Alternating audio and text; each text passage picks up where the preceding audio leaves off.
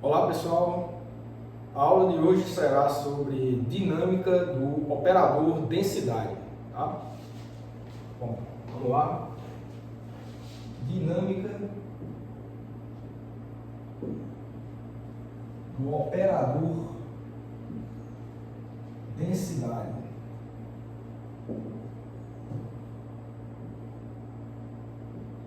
Certo? Bom, como a gente viu do postulado 2 da mecânica quântica, se vocês voltarem na aula de postulados da mecânica quântica, o número 2 fala que um estado puro ele evolui de acordo com a transformação unitária e a dinâmica dessa transformação unitária é regida pela equação de Schrödinger, tá? Então, vamos só revisar isso rápido, né? Então, de acordo com o postulado 2 da mecânica quântica, temos que a dinâmica de um sistema puro, um estado puro, né? Um sistema quântico com estado puro é dada por. Aí você tem a equação de Schrödinger, que é Hψ igual a IH cortado ddt psi, certo? Essa está sendo a nossa equação de número 1, tá? Que prediz uma transformação unitária.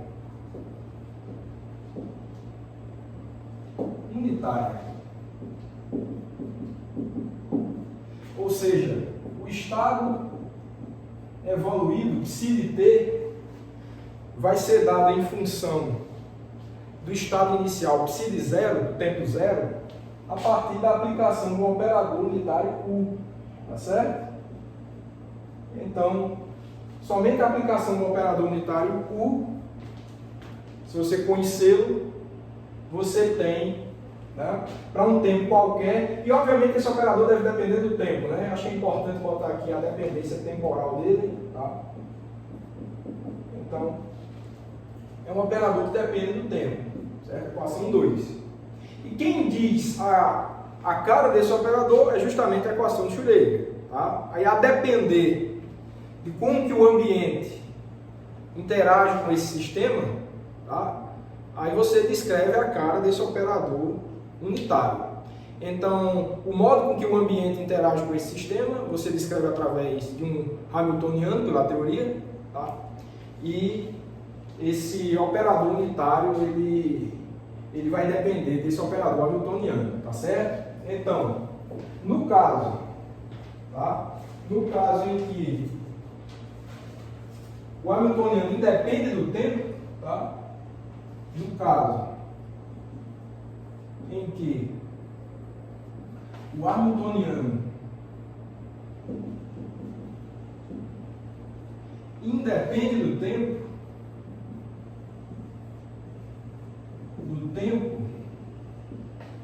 temos que esse U, esse operador unitário, ele é dado pela exponencial de menos I H de t sobre H cortado. Tudo isso a gente já viu na aula de postulados, tá? O postulado número 2 diz exatamente isso que eu estou escrevendo aqui para vocês, certo? Ok, então, o que a gente está querendo fazer agora, como o próprio tópico da aula que eu disse aqui, a gente quer saber qual é a dinâmica do operador densidade, ou seja, a gente quer descrever a dinâmica de um sistema, seja ele dado por um estado puro ou por um estado misto, geral. Isso daqui é exclusivo para um estado puro. Aí fica a pergunta, é isso que a gente quer responder nessa aula, como é que ficaria a dinâmica de um estado qualquer misto? A gente já viu também em aulas anteriores o formalismo de soma de operadores que descreve essa questão, tá? Mas em nada a gente mencionou a respeito de hamiltoniano e como que o ambiente interagia de fato através desse hamiltoniano com o sistema. A gente descreveu a partir de algumas hipóteses baseadas num tratamento markoviano para o sistema, probabilístico, uma dinâmica estocástica do sistema, e a gente desenvolveu um formalismo muito interessante. É só vocês verem em aulas anteriores o formalismo da soma de operadores. Tá?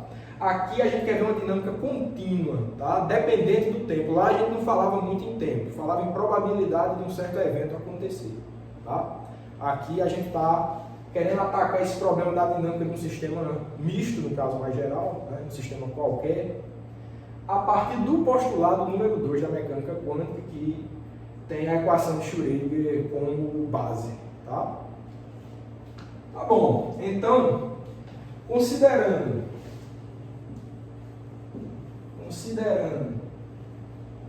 um ensemble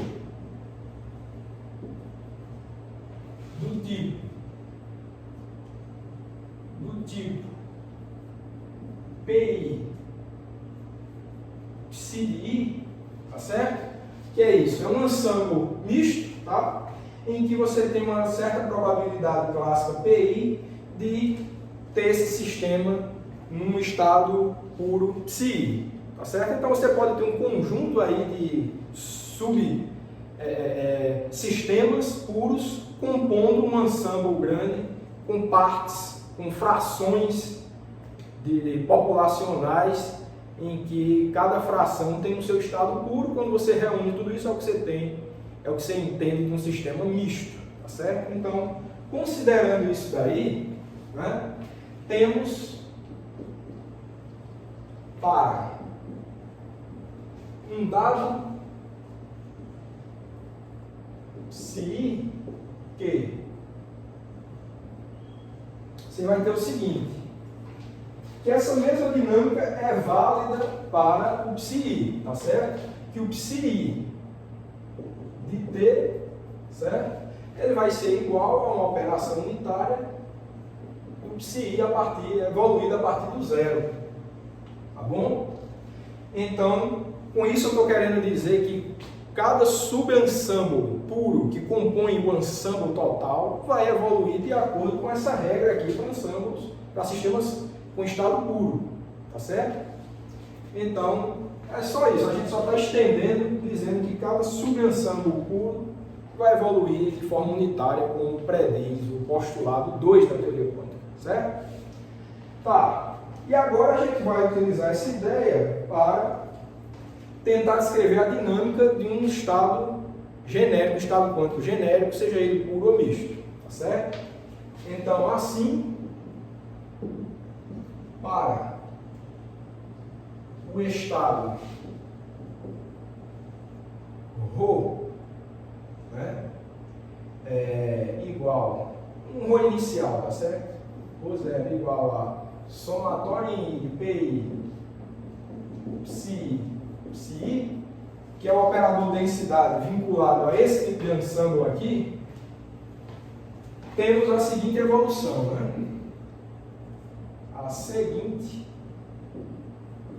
evolução. Então você vai ter um ρ de t que vai ser simplesmente igual ao somatório em I das probabilidades PI psi de t, psi de t. Certo? Então, tudo que você está dizendo aqui é que cada subensemble vai evoluir unitariamente de acordo com o postulado 2. Tá?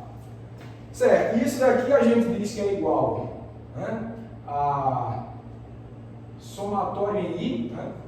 Isso vai ficar igual a somatório em I PI U. Né? Só vou utilizar isso daqui, tá? Essa equaçãozinha aqui. Você vai ter U psi de zero e vai ter o Bra psi de zero tendo aplicado o Dagger pela direita. Certo? A gente pode, né, tirar esses operadores unitários do somatório e vai ficar assim. Ó. Vai ficar igual a U somatório em I PI, psi, psi, psi de 0, psi de 0, tá? Certo? E o W, tá?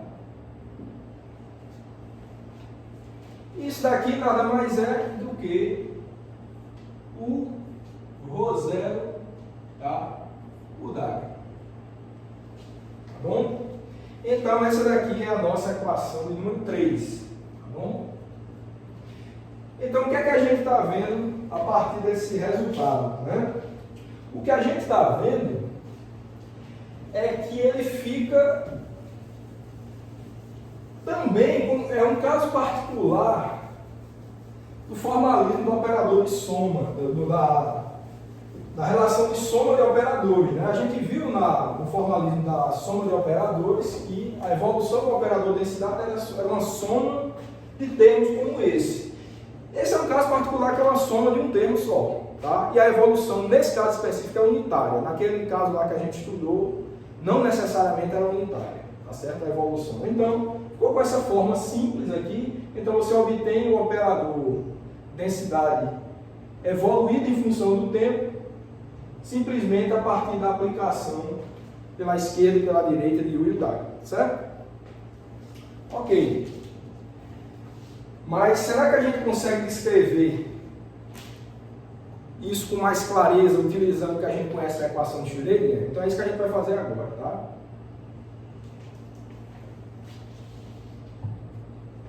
Vamos lá. Então, vamos fazer a seguinte coisa. Derivando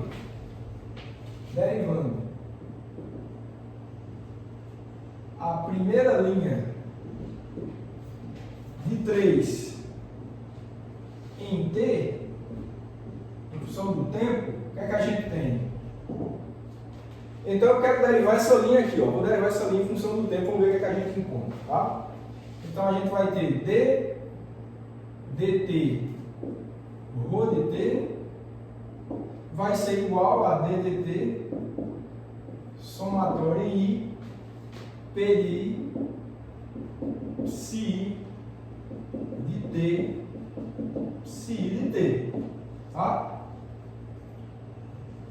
Tá bom, então vamos desenvolver essa derivada aí, ver como é que fica, tá certo? Então, a gente fica com isso aqui, ó, igual.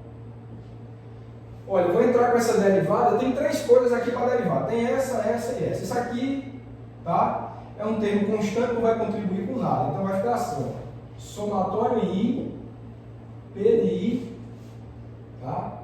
Aí aqui vai ficar uma derivada em função do tempo de psi de t vezes psi de t, tá bom?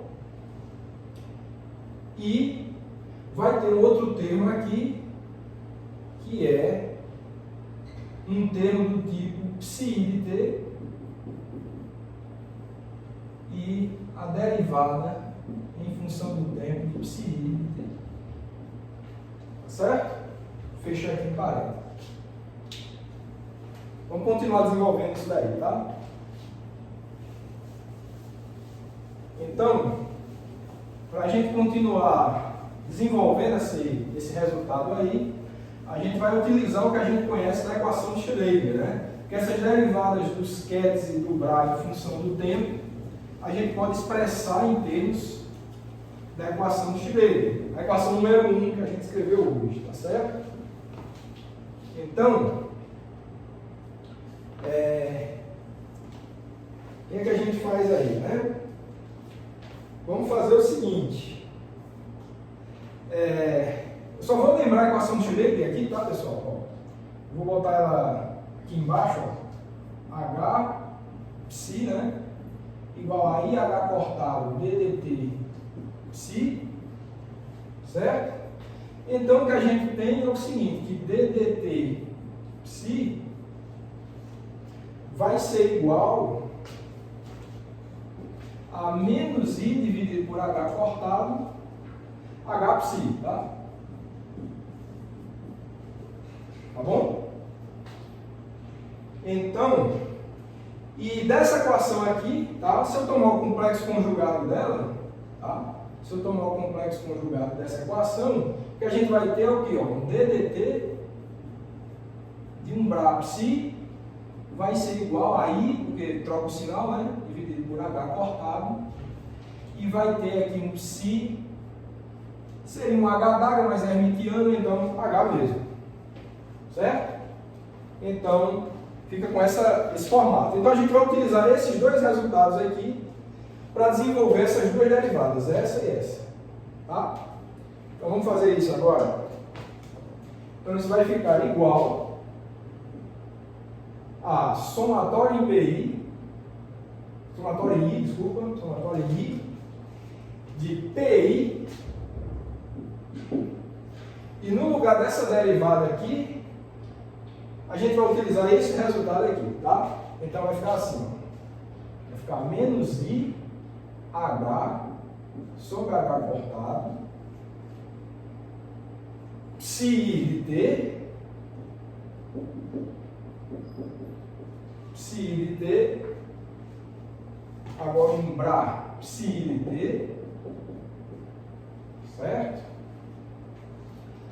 E o outro termo vai ficar assim, ó, mais psi I de T.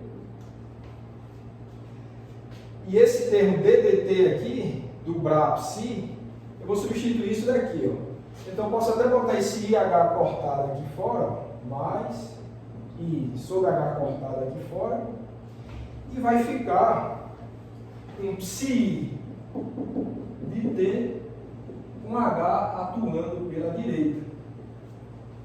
Tá bom? Fica com esse perfil aí, tá certo? Ok. Então o que a gente vai fazer agora, eu vou apagar aqui, tá pessoal? Isso aqui só foi para eu explicar para vocês direitinho o que é que eu estou fazendo com esses termos de derivada. Vou apagar agora e vou continuar desenvolvendo, tá?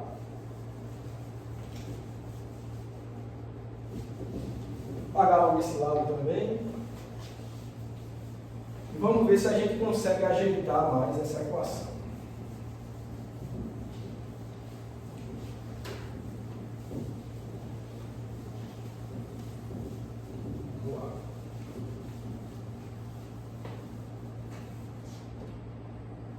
Certo, então, vamos continuar desenvolvendo. Eu vou fazer o seguinte, eu vou botar menos I sobre H cortado para fora, tá? Do somatório. E vou ficar com o seguinte, eu vou ficar com H. Esse H também ele pode sair do somatório, vai ficar somatório em I de PI psi I de T, psi I de T, certo? E esse termo aqui, tá? Como eu botei menos I para fora, vai ficar um menos aqui, né? Vai ficar um menos. Então, porque aqui é mais, então vai ficar um menos, então vai ficar um somatório de PI, somatório em I de PI, certo? Porque tem somatório para os dois, tá bom? E psi I de T, psi I de T, e H atuando pela direita, certo? Tá bom. E agora a gente observa o seguinte, ó, isso daqui, né, e isso daqui é justamente o que a gente conhece é o operador, né, densidade evoluindo no tempo, tá? É justamente ele. A gente conseguiu expressar em função dele. Então isso aqui vai ficar igual, ó. Então isso aqui vai ficar igual a menos I sobre H cortado, H, tá? Atuando em ρ, menos ρ H. Tá bom? Então, no fim das contas, o que é que a gente está desenvolvendo? Tudo isso é a derivada do operador densidade em função do tempo. Tá? Então, vamos reescrever isso aqui. Então, o que é que a gente conclui? Que ddt rho de t vai ser igual a isso daqui, né? Menos I sobre H cortado. Agora, são operadores, né? Tanto A quanto ρ são operadores. E esse formato aqui a gente sabe muito bem o que é o comutador de H com ρ, tá certo? Então, o que a gente obtém aqui é o comutador do Hamiltoniano com ρ, certo? E essa vai ser a nossa equação de número... Vou numerar essa daqui como 4, para ficar igual às minhas notas aqui. Eu vou numerar essa aqui como 5, tá certo? Equação de número 5. Tá? Tá bom. Então, o que a gente encontrou foi uma equação simples, fechada, que descreve a dinâmica de um operador densidade. Então, pessoal, essa equação ela vem substituir ou generalizar a equação de Schrödinger para o caso da dinâmica de um estado qualquer, seja ele puro ou misto. Então, a equação de Schrödinger é um caso particular disso daqui. A gente usou a equação de Schrödinger para a evolução de um conjunto de subsistemas que compõem um ensemble completo, seja ele misto ou puro. E a gente chegou nesse resultado da equação número 5, que, de novo, descreve uma transformação, uma dinâmica unitária, regida basicamente pela equação de Schrödinger, mas estando dessa forma aí, tudo junto, então ela descreve uma dinâmica unitária para um ensemble qualquer, um estado qualquer, seja ele misto ou não, ou seja, pode ser puro também, né? Tá bom, então, como é que essa equação ela é chamada, né? Essa equação ela foi desenvolvida pelo von Neumann, tá? Então, que é a equação de von Neumann. Tá? Ok, então, não precisa dizer que é importantíssimo, né? Seria a equação que dá suporte ao postulado número 2 da mecânica quântica para um estado misto. Tá? Então, realmente substitui ou generaliza a equação de Schrödinger nesse sentido. Então, é importantíssima essa equação para a teoria quântica. Tá? E vamos ver só uns casos simples, particulares aqui. Um caso particular bem simples, que é o seguinte. Note que se o comutador de H com ρ for igual a zero, ou seja, se o Hamiltoniano comutar com o operador densidade, o que é que acontece? Né? Temos que dt rho de t, tá? Vai ser igual a zero. Isso nos dá simplesmente que o operador ele não evolui, né? Com o passar do tempo ele não se altera, né? Ele não evolui no tempo, então é o dito estado estacionário, tá certo? Então isso é um resultado importante. Se você vai tentar descrever a dinâmica de um sistema, você tem a matriz de densidade inicial desse sistema. Acho que a primeira coisa que você tem que fazer é comparar com o operador hamiltoniano, que vai descrever como que o ambiente está interagindo com aquele seu sistema. Se esse hamiltoniano comutar com o seu operador densidade, então, diretamente pelo resultado da equação de von Neumann, você tem que esse estado não evolui, é o chamado estado estacionário, tá certo? Similar aos autoestados, daqueles poços de potencial que você tem, solução de oscilador harmônico. Então, se você por acaso encontra o seu sistema como uma das autofunções daquele potencial específico, você já sabe que ele não vai evoluir dali, tá? Então, é o caso que você tem um estado dito estacionário. Então, similarmente, você teria um ensemble, tá? Estacionário. Não evoluiria nesse caso específico, tá certo? Mas o que a gente quer ver é um caso que evolua, tá? Então, vamos ver um exemplo agora bem interessante, tá? Que descreve uma gama de sistemas. Eu vou apresentar de uma forma matemática, mas é um tipo de formalismo matemático que se aplica para uma gama enorme de sistemas, tá? Eu vou fazer uma evolução geral de um sistema do tipo qubit submetido a um hamiltoniano geral, tá? Então, já dá para saber, pelo que vocês sabem sobre a importância do qubit. Então, se eu estou dizendo que é geral, então qualquer sistema quântico que se adeque ao formalismo de qubits vai de alguma forma ter algum ganho com esse exemplo que a gente vai ver aqui. Esse exemplo vai ser uma aplicação muito boa, tá certo? Então vamos ver isso. Tá? Então, de novo, fica como resultado importante aí a equação de von Neumann número 5. Tá? Vou apagar tudo aí para a gente fazer o exemplo. Tá?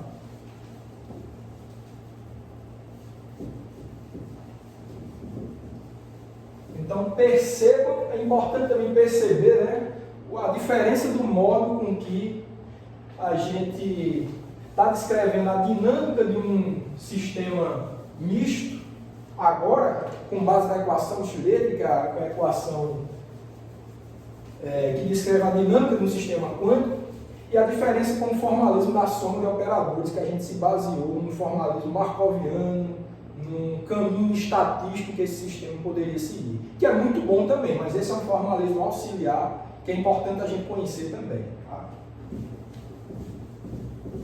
Então vamos lá. Apagar aqui.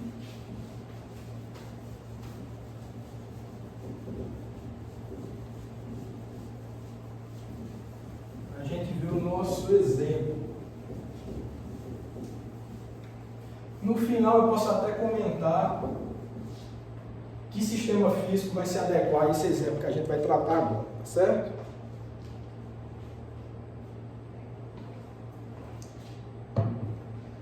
Vamos lá.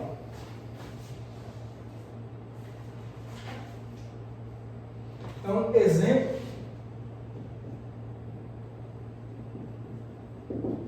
dinâmica de um qubit, né? Sei que vocês já sabem, mas não custa lembrar. Qubit é qualquer sistema quântico de 2 níveis, com somente 2 níveis acessíveis, né? 2 estados acessíveis. Então, dinâmica de um qubit geral, que a gente sabe que ele pode ser descrito assim, né? Operador identidade mais um vetor, dito vetor de Bohr V, produto interno com esse vetorzinho, cujas componentes são as matrizes de Pauli, dividido por 2. Quem não lembrar dessa equação, vá lá na aula de qubit e esfera de Bohr, que eu explico por que essa equação descreve um qubit qualquer, tá certo? Então, dinâmica de um qubit geral, tá? Sob a ação, né, de um hamiltoniano,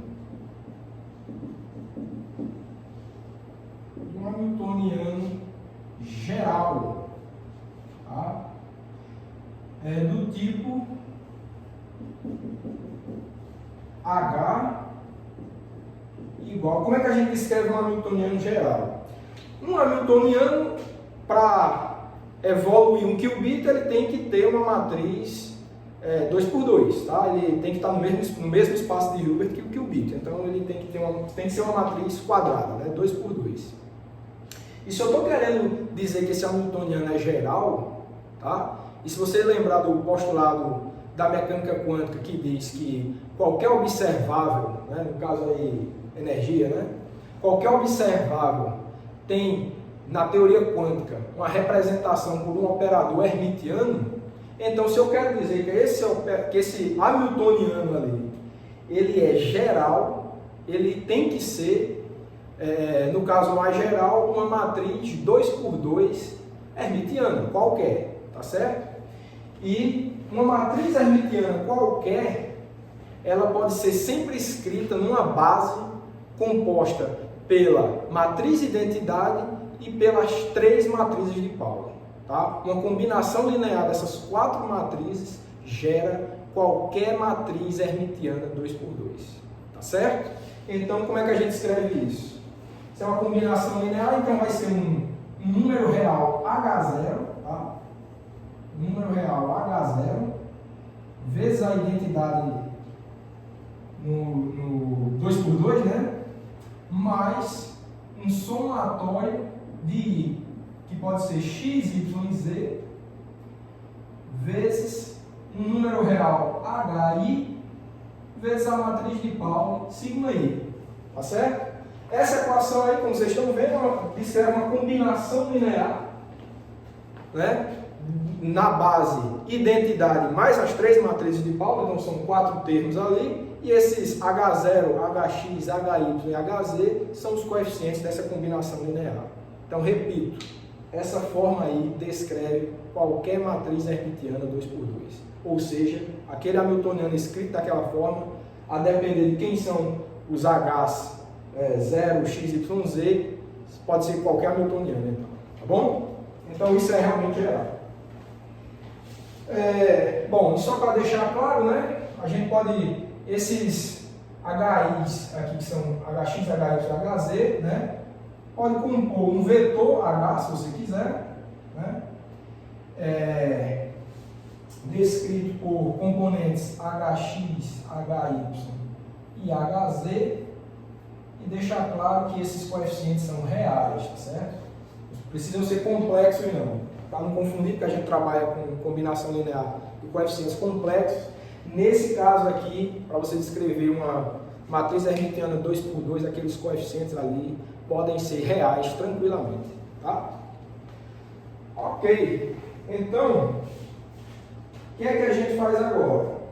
Bom, se a gente já tem a cara do operador densidade, tem a cara do hamiltoniano, o que é que a gente quer saber agora? Qual vai ser a dinâmica desse estado geral ρ sob a ação de um ambiente geral que é descrito por aquele hamiltoniano aqui, geral também, tá certo? E como é que a gente vai saber a dinâmica desse estado? Já sabemos a resposta, né? Descobrimos isso há alguns minutos, através da equação de von Neumann.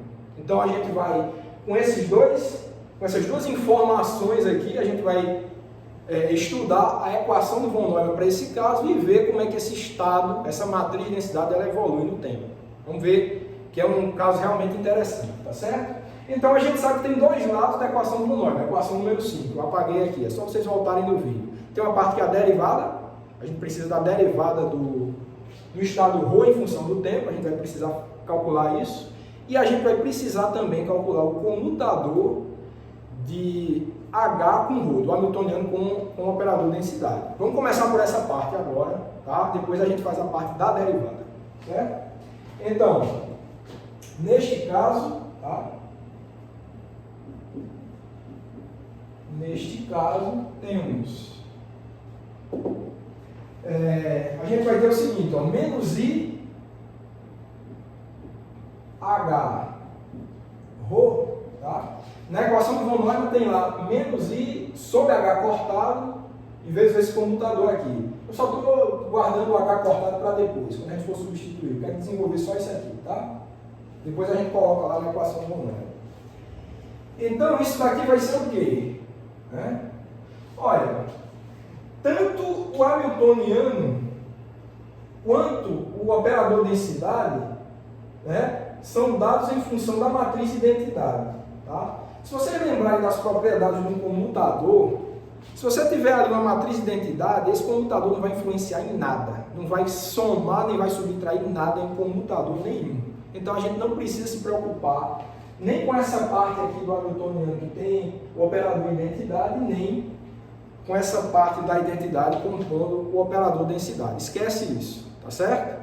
A preocupação nossa é com esse trecho aqui, com esse termo e com esse termo aqui, tá bom?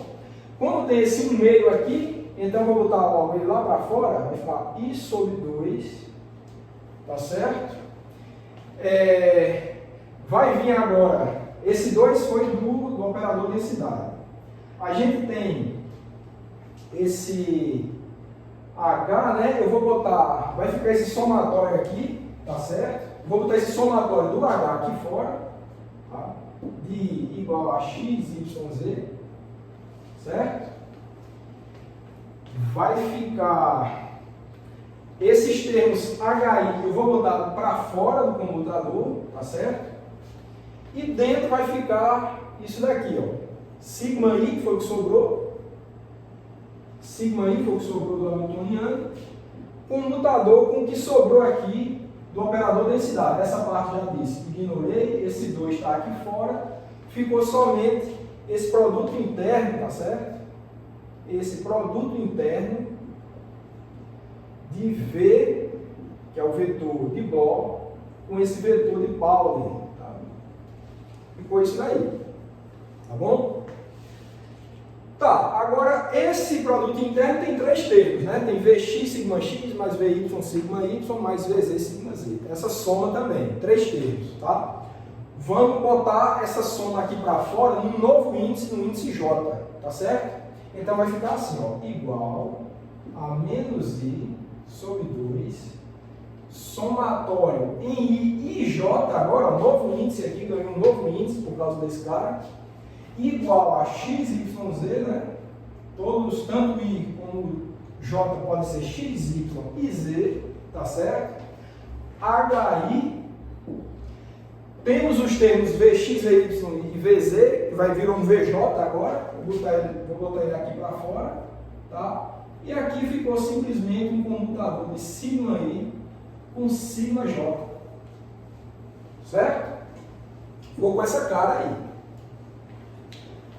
Bom, está quase acabando, né? Está quase acabando. Agora, para simplificar mais isso daqui, tem uma propriedade bem interessante da comutação entre operadores de Pauli, tá? Vou só lembrar ela para vocês, mas qualquer livro-texto que fale sobre operadores de Pauli, eu acho que eu já falei isso nas aulas anteriores também. Tem uma propriedade fácil de provar também, que é a seguinte. O comutador de uma sigma I com uma sigma J, tá? Vai ser igual a 2 vezes a unidade imaginária I vezes epsilon de IJK, tá? Esse I tem a ver com esse índice aqui, tá? Vezes uma matriz de Pauli sigma K, certo? Matriz de Pauli sigma K. Esse aqui, pessoal, vocês devem conhecer, é o chamado tensor de Levi-Civita, tá? Então, esse cidadão aqui é o tensor de Levi-Civita, tá? Quem conhece, tudo bem. Quem não conhece, não tem nada de espetacular, tá certo? Ele só diz o seguinte: se você tiver uma sequência, tá? Com esses índices I, J, K, se você tiver 2 índices iguais, tá? Notem que, se, por exemplo, se I for X e J for X, tá? Qualquer que for igual, pode ser Y, Y, Z, Z, esse tensor ele é igual a 0, desculpa. Sempre que os índices forem iguais, o tensor é 0, tá? Se você tiver uma permutação cíclica entre esses índices, tá? Você vai ter esse tensor igual a 1. E se você tiver uma permutação que não seja cíclica, né? Cíclica que eu digo pode ser K, vem para cá, K e J. Isso é cíclico, aí dá 1. Agora, se uma permutação do tipo I em J virar J, I, K, aí o tensor é menos 1. Então só tem essas 3 possibilidades. O tensor é 0 se índices forem iguais, ele é 1 positivo, mais 1, se você tiver uma permutação cíclica de índices, e ele é menos 1 se você tiver uma permutação que não seja cíclica. Só tem essas 3 possibilidades também, tá certo? Se você não entendeu o que eu falei, dá só uma pesquisada aqui rapidinho na internet aí, tensor de Levi-Civita, que você vai ver as propriedades dele, só tem isso mesmo, é facinho, tá certo? É só uma maneira da gente condensar os resultados possíveis desses comutadores das matrizes de Pauli, tá? Tá bom, então vamos escrever isso aí, ver o que é que dá, certo? Então a gente tem o seguinte, isso nos dá que, isso que a gente está desenvolvendo aqui, né? Que é menos I, né? comutador de H com ρ, isso daqui vai ser igual ao seguinte, ó. Vai ficar igual, olha, esse 2 aqui, ó, tá aqui, vai estar multiplicando, vai cancelar com esse 2 dividindo. Tem um i aqui, quando multiplicar por menos i vai dar 1, tá certo? Então isso daí vai ser simplesmente igual a um somatório de IJ XYZ, tá? E vai ficar esse HIVJ, né? Tensor Epsilon IJK vezes, né? Vezes a matriz de Pauli sigma K, tá certo? Então nota que isso aqui vai ser realmente um número, né? Um número real, pode ser zero, pode ser positivo e pode ser negativo, de acordo com as componentes do vetor H, do vetor que compõe esse hamiltoniano, né? Esse vetor aqui, a depender também das componentes do vetor de Pauli e a depender dos possíveis resultados do tensor de Levi-Tivita, tá? Tá bom, então, tranquilamente com as regras que eu falei, a gente consegue desenvolver isso daqui, né? Quanto é que vai dar? Vamos botar isso aqui explicitamente para ver o que é que dá, certo? Notação está compacta, às vezes esconde um pouco de informação. Só quero abrir um pouco essa equação para a gente ver o que é que tem nela, tá? Tá, então vai ficar assim. Quando você tiver uma sequência x, y, z, então você vai ter o seguinte, ó, x, y, z vai ficar hx, vy, tá? E sigma z, o tensor do Levi-Tivita é mais um. É uma sequência cíclica, tá? Nessa sequência x, y, z é mais um tensor do Levi-Tivita, tá?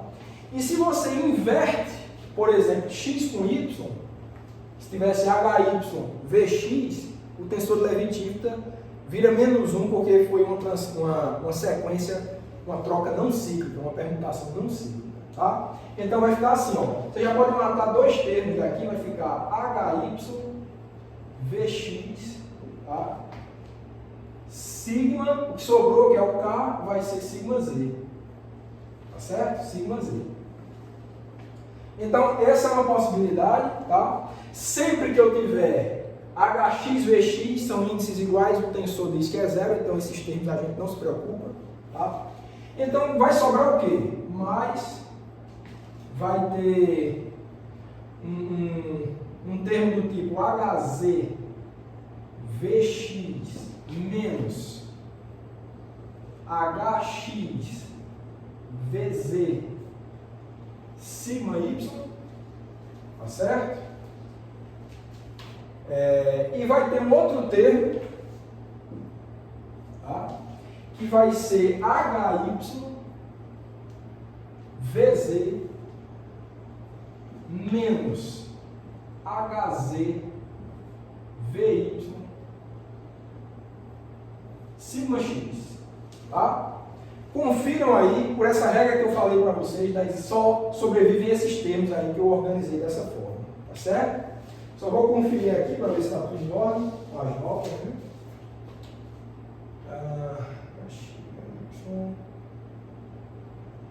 Ok, parece que está tudo ok, está tudo em ordem. E isso daqui, se você prestar atenção nesses parênteses aqui, ó, tá? Você vai ver que você vai poder escrever isso daqui na seguinte forma. Isso daqui é igual a o vetor resultante do produto vetorial entre o vetor H, lá do hamiltoniano, tá? Com o vetor de Bloch V, produto interno, tá? Com o vetor de Pauli, sigma I, tá certo? Porque eu tenho sigma x, isso daqui, ó, tem cara de componente x de produto vetorial, Isso aqui tem cara de componente Y de produto vetorial e essa aqui tem cara de componente Z de produto vetorial. Então, olha que interessante, a gente condensa e ficou nessa forma bem interessante aqui, tá? E eu vou chamar essa equação aí de número, acho que essa é o número 7, né? Eu vou botar, para seguir direitinho as notas, eu vou botar essa daqui como sendo a 6, tá? E eu vou chamar essa daqui de equação de número 7. Tá bom? Vamos continuar desenvolvendo isso daí, tá? Bom, então, pessoal, esse termo aqui, eu vou parar com ele por aqui, tá? Ele já está bem, de uma forma bem compacta, bem interessante ali, já está no ponto da gente substituir na equação de von Neumann, para a gente ver o que é que vai dar, mas a gente precisa também trabalhar um pouco com o outro lado, o lado esquerdo, lá da equação número 5, a equação de von Neumann, que tem a ver com a derivada. Vamos fazer isso agora, depois a gente junta tudo e vê o que é que dá, certo? Então vamos fazer isso agora. Vou apagar aqui, tá? Eu só quero... eu vou deixar só essa cara aqui, ó. É bom, gravem bem esse formato aqui do operador densidade, que eu vou derivar ele agora, tá? Eu vou derivar esse cara em função do tempo. Eu vou comentar um pouco antes de apagar, tá? Então, eu vou derivar esse operador em função do tempo. Eu tenho aqui a matriz de identidade fixa, derivou em função do tempo, dá zero, tá certo? Os operadores de Pauli são fixos, é verdade, mas tem um produto interno aqui entre eles dois. Esse vetor de Bloch é que pode dar a dinâmica do qubit, tá? Vai lá na aula de qubit, esfera de Bloch, você vê. Então, a representação geométrica desse vetor descreve a cara do qubit, tá? Se eu estou dizendo que esse qubit pode evoluir, então, em princípio, esse vetor V, ele pode variar no tempo. Então, ele é o cara que pode variar no tempo, tá certo? Então, não vou precisar me preocupar com essa identidade. É isso que eu vou fazer agora, tá? Então, vou apagar e vou fazer isso.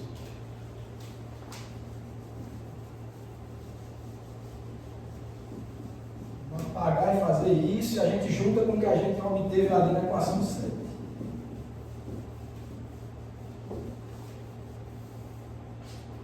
Tá bom, então é assim, ó, por outro lado,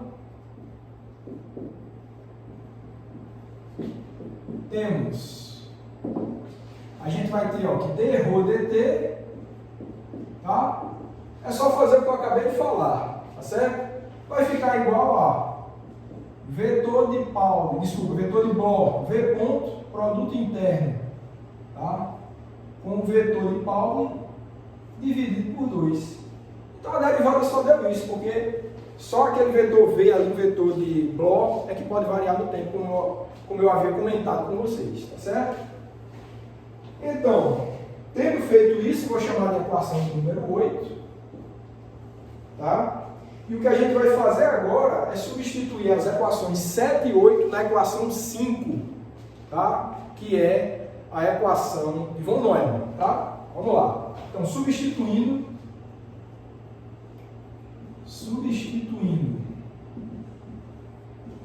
7 e 8 em 5,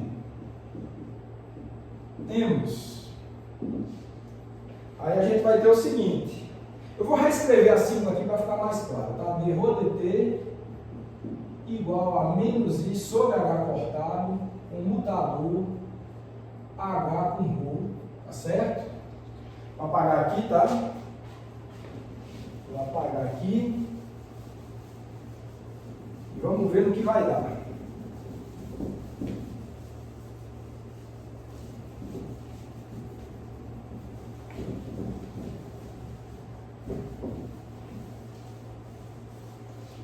Bom, essa derivada está aqui da equação número 8, então vai ficar assim, ó.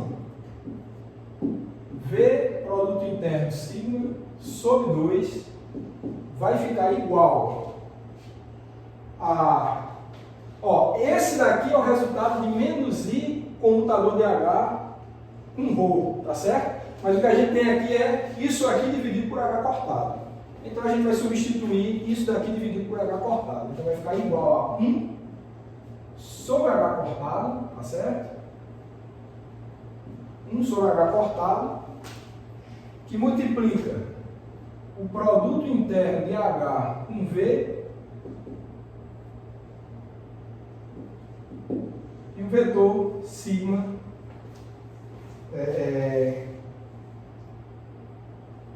estou botando sigma, não precisava desse I, né, pessoal? Isso aqui não precisava desse índice I, não, desculpa, tá?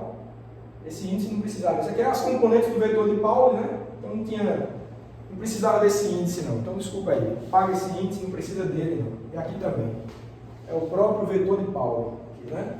Aqui, ó, sigma x, sigma y, sigma z são as componentes do vetor de Pauli, sigma. Não tem índice I, não. Tá? Tá bom. Então ficamos com essa cara aí, ó. Que tá uma cara bem bonita, né? Ó, vamos só dar uma ajeitada aqui. Né? Só vou subir com esse 2 aqui, vou deixar ele aqui. Ó. 2, H, V, né? Produto interno sigma. Tá certo? Eu vou dar um número. Vou dar um número para essa equação, vou chamar ela de equação 9. Tá? Ficou bem compacta, bem bonita, né? Então, olha, tá interessante, porque ó, eu tenho um produto interno de um vetor V com o vetor de Pauli sigma, e aqui eu também tenho um produto interno desse vetor aqui, ó, com o mesmo vetor sigma, tá certo? E aqui eu acho que eu só esqueci do ponto, né? Acho que eu estou esquecendo o ponto aqui. Isso aqui é a derivada do vetor V, tá? Derivada do vetor V. Havia esquecido, tá? Então, ó, o que é que a gente conclui? Que a derivada desse vetor V, né, vai ser igual a esse vetor aqui, tá? Eu não preciso mais me preocupar. Se eu tenho um produto interno com sigma aqui e aqui, então o que eu posso dizer dessa equação é que esse vetor V ponto, ele vai ser igual a esse vetor aqui, ó, 2 sobre H cortado, produto interno de H com V. Então eu tenho V ponto de um lado e V do outro.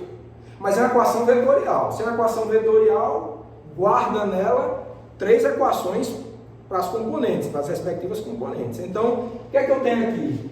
Olha que interessante, eu tenho uma equação diferencial acoplada, né? Ou seja, tem 3 equações diferenciais ali acopladas, tá?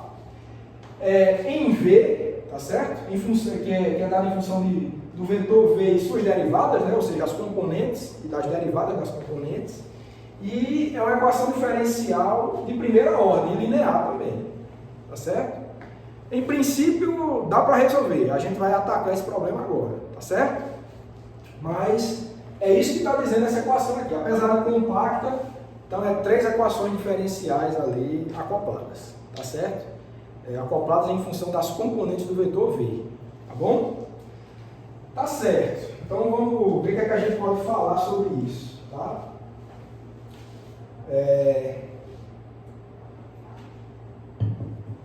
Você é bom escrever isso, tá? Então, a equação 9 descreve um conjunto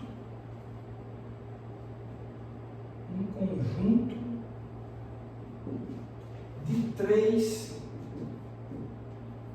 equações diferenciais, né? De 3 equações diferenciais acopladas, né? Para Vx, Vy e Vz, né? Certo? São funções do tempo, né?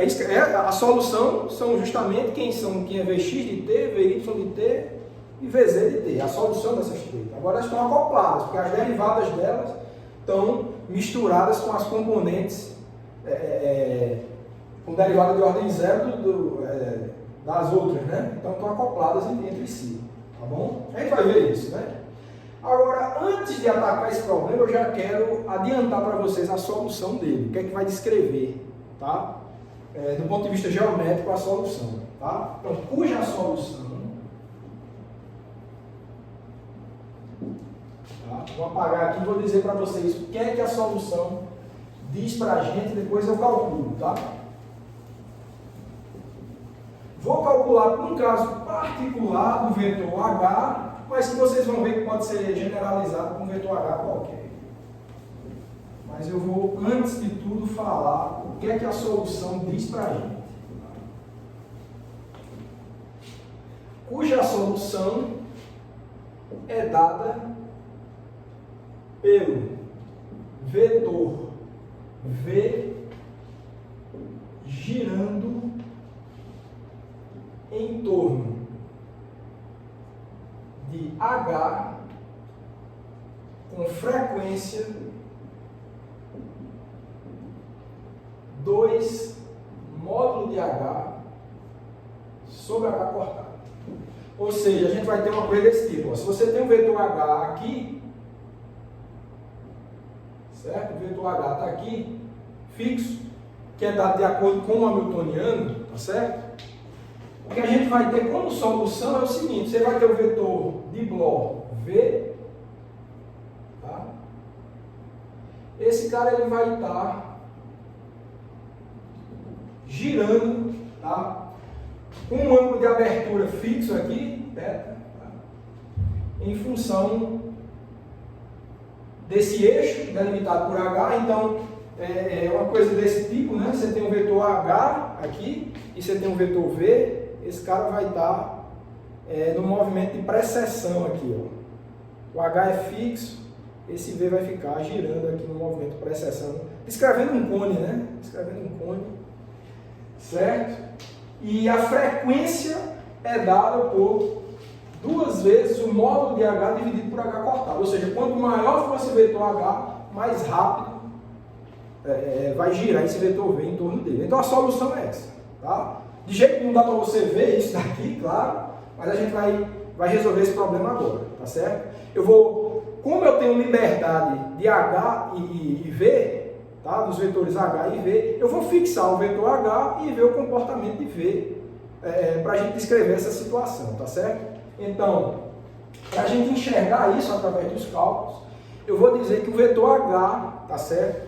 Eu vou supor que o vetor H ele está dirigido ao longo do eixo X, tá? Não tem problema nenhum. Ele tem que estar em algum lugar. Eu vou supor que ele está orientado ao longo do eixo X para facilitar os cálculos e a gente vai achar exatamente essa fenomenologia agora, tá certo?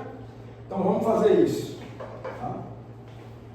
Então vamos fazer isso. Eu vou apagar aqui, tá? E vamos ver no que é que dá.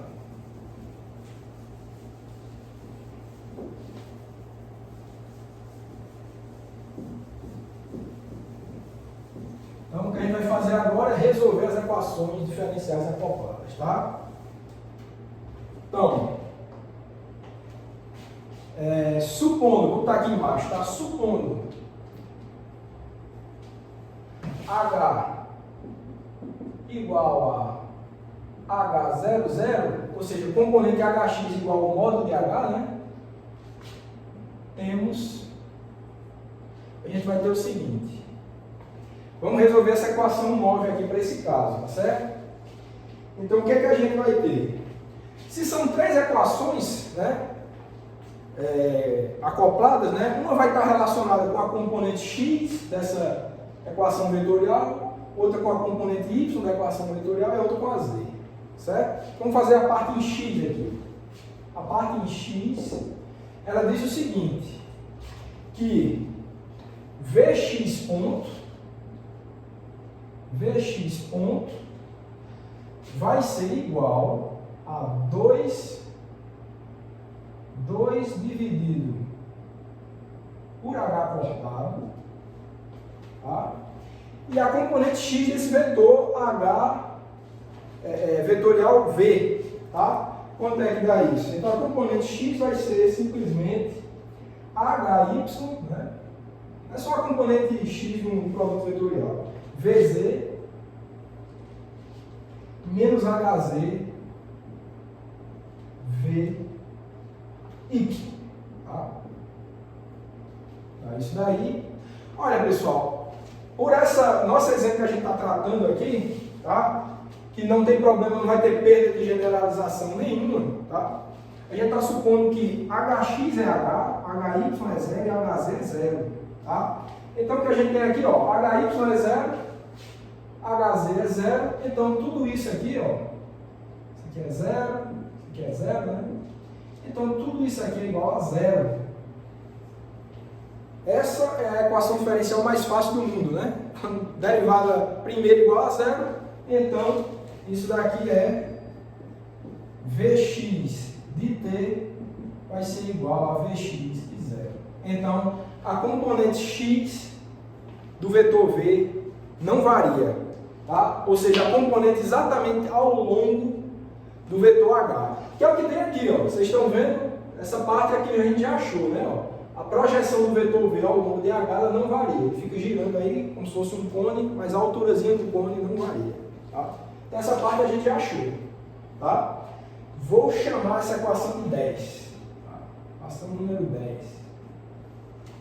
E agora vamos trabalhar com as outras. A gente fez uma para x, né? Vamos ver o que é que a equação da componente y aqui diz para a gente, tá certo? Então ela vai dizer o seguinte: vy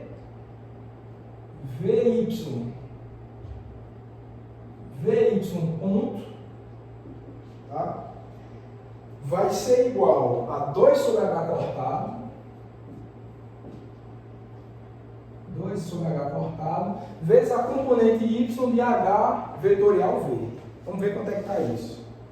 A componente y vai ser, então, hz vx menos hx vz. Tá? Menos hx vz. Esse termo hz a gente sabe que é 0, hx é igual ao h, tá vendo? É igual ao h aqui. Então vai ficar igual, isso vai ficar igual a menos, né, 2h dividido por h cortado, vz. Tá vendo que é acoplado? Ó? Derivada primeira em função do tempo da vy vai ser dada em função da componente z. Por isso que é acoplada a equação. Tá vendo? Então, ó, eu quero, por conveniência, tá? Por conveniência, eu quero chamar esse termo aqui de ômega, tá? 2h dividido por h cortado, eu quero chamar de ômega. Vai ter cara de frequência já, como a gente vai ver. Tá certo? Então, isso nos diz o seguinte, ó, que vy ponto vai ser igual a menos ômega vz. Tá? E essa vai ser a nossa equação de número 11. Equação de número 11. Tá? Bom, tem que trabalhar com ela. É acoplada, se está acoplada, eu tenho que estudar antes de resolver a componente z. Tá? Aqui tem a ver com a derivada de vz em função do tempo. Vou apagar aqui para a gente fazer isso agora. Tá? Para a gente fazer isso agora. Então, a equação que dá a componente em z é o seguinte. Eu vou deixar aqui só para a gente olhar para ela, já eu apago, tá? Então vai ficar assim, ó. A equação da parte em z vai ficar vz ponto igual a 2 sobre h cortado, tá? E a componente z do produto vetorial entre o vetor h e o vetor v, tá certo? Então vai ficar hxvy menos hyvx, tá certo? Tá, fechou? Vou apagar tudo agora, tá? Não vou precisar mais dessa equação nova. Ela se desdobrou na 10, na 11 e na número 12 que eu vou achar agora.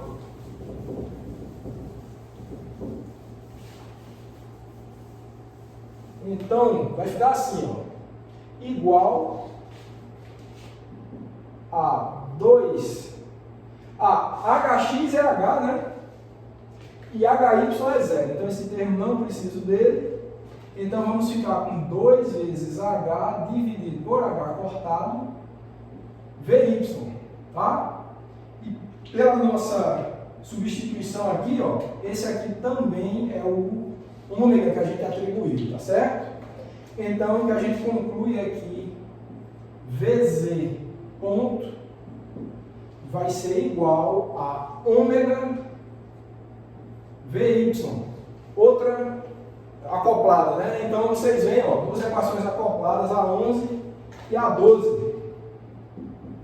Certo? Vamos tentar resolver isso agora, tá? Então, é isso que a gente vai fazer agora. Para resolver isso, vamos fazer o seguinte, ó, derivando 11 e 12 no tempo, temos, a gente vai derivar tanto a 11 quanto a 12 em função do tempo, tá? Então vai ficar assim, ó, quando eu derivar a 11 em função do tempo, vai ficar VY, 2 pontos, igual a menos ômega VZ ponto, tá? E quando eu derivar 12 em função do tempo, vai ficar VZ, 2 pontos, igual, tá? Deixa eu só fazer ela mais embaixo aqui um pouco, para não confundir, tá? Então vai ficar VZ, 2 pontos, igual a ômega, tá? A ômega, cadê a 12? Está aqui, né? Vai ficar VZ, 2 pontos, ômega VY. Ômega VY, 1 ponto. Tá? Então, derivando em função do tempo, vai ficar essa. Eu vou chamar essas duas equações de 13 e 14. E 14, tá? 13 e 14. Eu vou apagar aqui, tá? Eu não vou apagar a figura não, porque a gente vai precisar dela já já, tá bom? Tá, vou deixar a figurinha aí, vou fechar aqui. E o que a gente vai fazer agora é o seguinte, né? Olha, a gente pode substituir, para desacoplar as duas equações, para a gente desacoplar 13 e 14, a gente pode substituir os resultados de 11 e 12, tá? Então, substituindo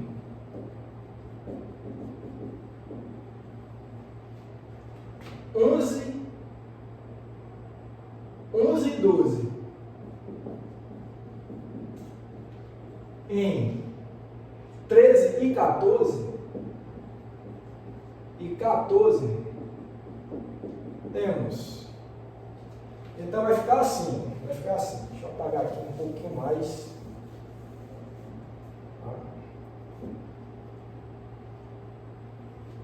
Vai ficar assim, ó. Essa daqui fica VY, 2 pontos, igual a menos, aí ó, VZ ponto, tá aqui, né? Aí vai ficar igual a menos ômega ao quadrado, VY, quando substituir a isso, tá? E a outra vai ficar o seguinte, VZ, 2 pontos, igual a VY está aqui, ó, menos ômega, então vai ficar menos ômega ao quadrado,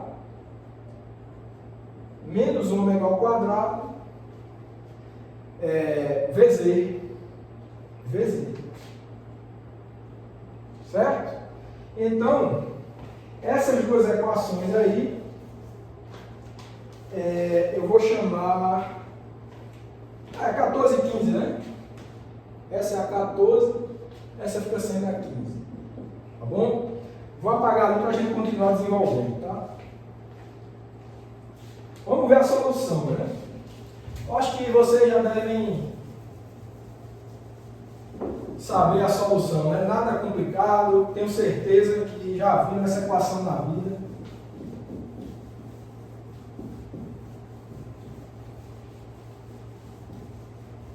Já viram, né?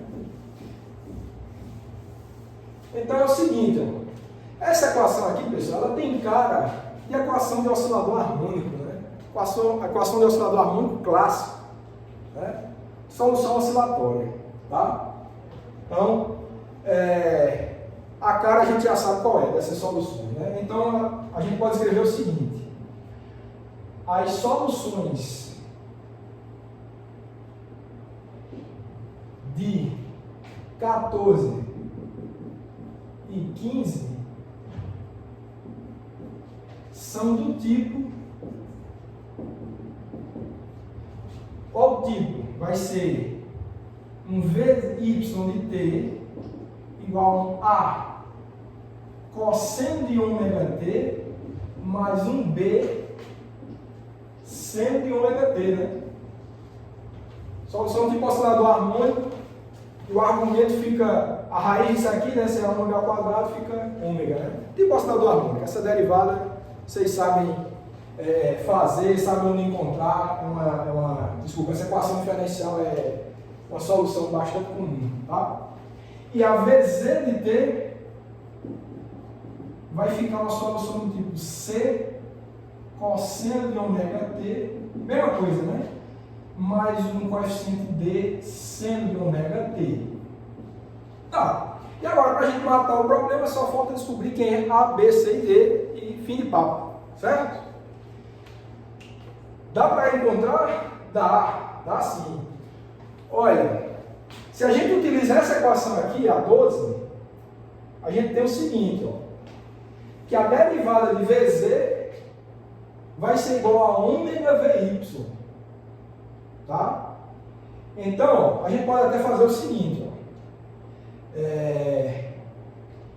temos o seguinte, a gente não precisa fazer essa conta, ó, se você deriva VZ em função do tempo, o que é que vai dar? Esse termo aqui, vamos olhar esse termo aqui se a gente deriva ele em função do tempo. A gente tem D seno de ômega t. Quando você deriva em função do tempo, vai ficar ômega D cosseno de ômega t. Tá? E isso tem que ser igual a ômega VY.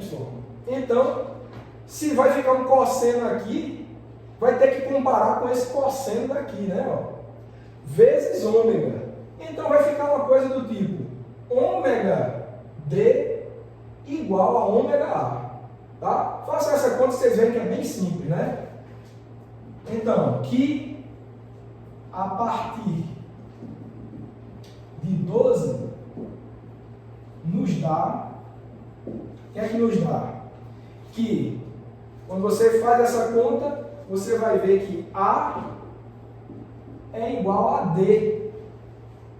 Tá certo? Por essa análise dessa derivada desse termo aqui, vai ficar cosseno, compara com esse. Seno e cosseno são linearmente independentes, então cada um, você cosseno compara com cosseno e seno com seno. Tá? Ok, A igual a D. Tá, mas quem é esses caras? Olha, A dá pra gente descobrir fisicamente quem é esse cara. Quem é A? Olha, se você faz T igual a 0, seno de 0 é 0, esse termo soma e o cosseno vai dar 1, então A é igual a componente Y no tempo T igual a 0, VY de 0. Tá? Então, e D também vai ser igual a isso. Então, isso daqui é igual a VY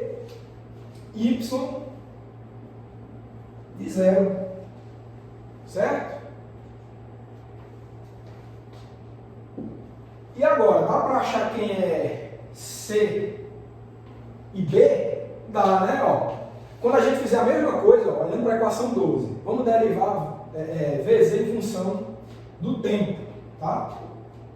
Quando você derivar VZ em função do tempo, esse termo aqui, ó, C, a derivada em função do tempo de C cosseno de ômega t, vai ficar menos ômega C seno de ômega t. Então, o coeficiente vai ficar menos ômega C igual, aí fica ômega VY, vai comparar com o seno, vai ficar igual a ômega B. Então, menos ômega C vai ficar igual a ômega B, ou seja, B igual a menos C. Tá? E também B igual a menos C. tá certo? E quem é B? Dá para a gente descobrir, é melhor a gente, aliás, quem é C? Dá para a gente descobrir quem é C, né? Pela mesma lógica que a gente descobriu quem era A.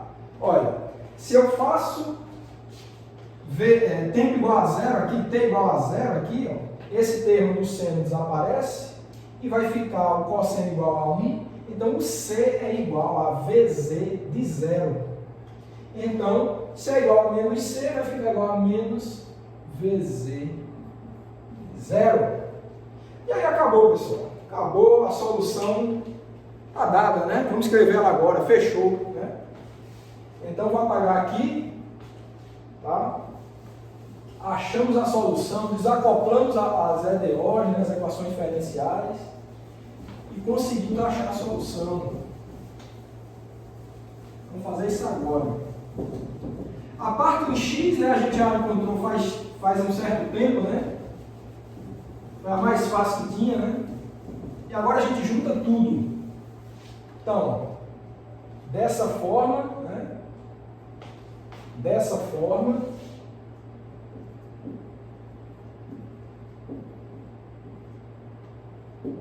a solução da equação de von Neumann, né, para esse caso, né, fica. Aqui a gente já encontrou a primeira, é só voltar aí no vídeo. Vx de t igual a Vx de zero. Tá? A gente encontrou Vy, né? Vy de t. Olha, A quem é A? Vy de zero. Cosseno de ômega t. Tá? Mais B, que é menos VZ de zero. Então, menos VZ de zero, seno de ômega t. Tá certo? Então, tem essa, e a outra é para VZ de t, né? E VZ de t, que é C, certo? C é VZ de zero, tá? Então, vai ficar VZ de zero, cosseno de ômega t, mais D, e quem é D? Vy de zero, mais Vy de zero, seno de ômega t. Tá certo? Então, essas equações aí, né? Vou chamar de 16, essa é a 17, tá? Essa é a 18. Pronto. Está aqui dada a solução, as componentes do vetor de Bloch em função do tempo. As três, se estão bem determinadas como estão aqui, descrevem a dinâmica do qubit, de acordo com esse problema que eu falei. Tá certo, pessoal? E que problema é esse? Como eu falei, ó, é exatamente representado por essa figura. Essas três equações, elas descrevem a rotação do vetor V, tá? No movimento chamado precessão, tá? A componente ao longo do eixo X, que é a componente ao longo de H, né? H só tem componente X, é fixa, e as componentes Y e Z ficam girando em torno. Então, a solução, essa solução aqui dada por 16, 17 e 18, são exatamente representadas nessa figura. É exatamente o que a gente tem nessa figura, com H apontado ao longo do eixo X. Tá? Então, foi isso que a gente achou. Já tinha adiantado, né? Eu já havia adiantado que o resultado era dessa forma. E está provado agora, tá? Certo. Aí você pode também perguntar, ok, você fixou ao longo do eixo X, tá? Mas eu já havia dito isso para vocês. H e V você tinha a liberdade de ser o que quer que fosse, era geral. Então fixa um e vê o comportamento do outro. O H tem que estar em alguma direção. O que a gente fez foi fixar ao longo de X e viu o comportamento, precessão. Se o H tivesse em alguma outra direção, mesma coisa, o H estaria fixo lá e o vetor de Bloch V estaria precessionando em torno dele. Então, essa é a solução independente de qual fosse a cara do vetor H. Então a cara é essa mesmo, essa figura, tá? O que pode mudar aí é só a direção do vetor H, tá bom? E então esse é um problema, como eu falei, muito importante, é a dinâmica de um estado geral de qubit submetido a um hamiltoniano geral, tá? Ok. E que mais? Existe algum sistema físico descrito por isso? Tem. Um sistema físico muito importante, que é descrito exatamente por esse caso, acho que faltou só talvez falar, pessoal, um hamiltoniano independente do tempo, tá? Esse hamiltoniano ele é independente do tempo. Geral, porém, independente do tempo, tá? Então, que fique claro isso também. Mas, enfim, que sistema físico importante seria descrito por uma dinâmica como essa? Seria exatamente um sistema de uma partícula de spin meio, tá? Uma partícula de spin meio é um sistema do tipo qubit, a gente já sabe disso, submetida a um campo magnético externo constante, tá? Que não varia nem em direção e nem em intensidade, tá? Então o resultado é justamente que o spin dessa partícula ela vai precessionar em torno do eixo delimitado, descrito pelo campo magnético externo. Tá? Então, a precessão de spin para um campo magnético é descrita exatamente dessa forma. Tá? Lembrando que esse estado de spin é geral. Esse vetor de Bloch, se vocês forem lá na aula de esfera de Bloch e qubits, né? Você vê que qualquer estado, seja ele misto ou puro, você tem um vetor de Bloch associado a ele. Pode ser grande, pode estar na superfície de Bloch, né? Se o estado for puro, pode ser um vetor de Bloch menorzinho, se for um estado misto. Pode ser nada também, se é o caso do estado completamente misto, é um ponto no centro da esfera de Bloch, nesse caso não tem dinâmica nenhuma, porque você não tem vetor, mas qualquer que seja o estado misto ou puro, que vai ter um vetor de Bloch associado a ele, a dinâmica vai ser essa. Se você aplica um campo, no caso desse exemplo que eu estou dando, se você aplica um campo magnético, a resposta que esse sistema vai te dar é que o spin representado por esse vetor de Bloch vai precessionar em torno da direção do campo magnético externo, tá certo? Então, e vários outros sistemas do tipo qubit também vai ter um análogo desse tipo. Pode ser um sistema atômico com 2 níveis de energia, polarização da luz, etc. Então, qubits tem aos montes aí na natureza, tá? Então, sempre você vai poder associar a um problema geral como esse que a gente acabou de resolver, tá certo? Então, eu vou interromper a nossa aula aqui e eu espero vocês em outra oportunidade.